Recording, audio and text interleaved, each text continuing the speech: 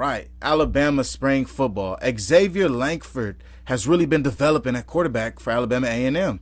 I was quite surprised in watching the spring game this past weekend. He made a lot of good throws. He's thrown with much more touch than he did last year. A couple of throws he did miss. There were still a couple of errant throws. Now, given the weather, I am remiss to hold those throws against him, because even in the weather, the throws were still on time.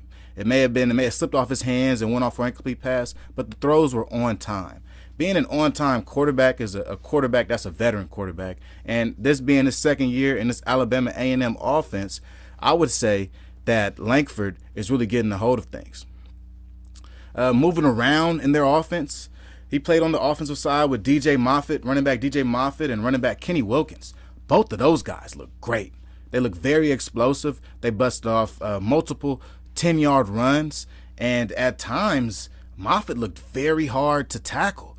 Flipping to the other side, Donovan Eaglin also looked very hard to tackle. This could be a three-headed beast going to the SWAC this year. I would say that the biggest questions about Alabama A&M is if they're going to be able to get back to their pass-happy ways of Akil Glass and really with those outlaw receivers, Odu Hilaire, Ibrahim, Tank Dell, Zay Moore, D. Anderson.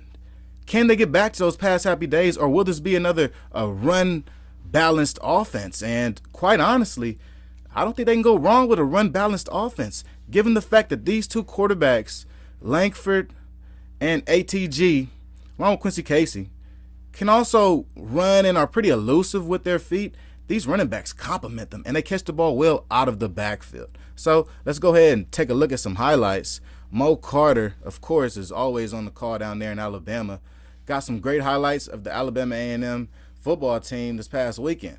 Now, I will say the game was at 10 a.m., super early. West Coast time, it was 7 a.m. I mean, I'm not sure what they was thinking as far as that. But I did get a chance to check out the game. And, look, these players still came up and they showed out. The white team won 30-8. It's very, very, very not very unusual to see a team score a lot in spring practice or a spring football game. A lot of times spring football games, the D-line just dominates too much and the offense isn't able to get many things going. And in this spring game, the D-line did do well, and the quarterbacks were actually live. They took some hits. But even though taking those hits, the quarterback still sat in the pockets at times, as you'll see ATJ right here, and just let it go deep. You know, they took a lot of chances downfield. The defense was very exceptional and making plays, and really they didn't let the offense get away with anything.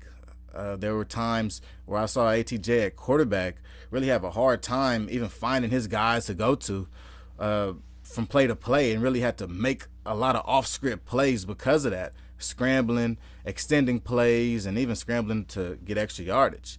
I think that this Alabama A&M team looks pretty good, given that this was a big offseason for them. This was a bounce-back year from them after giving this past season's letdown. A lot of the different 4-stars and top 3-star guys they picked up last year are now beginning to develop. The Darren Turners, the Donovan Eaglins, DJ Moffitts, these guys are all developing into very good players for Alabama A&M, and I'll be very interested to see how they develop into the fall and what type of players they become. So let's get into some more stuff. We had another spring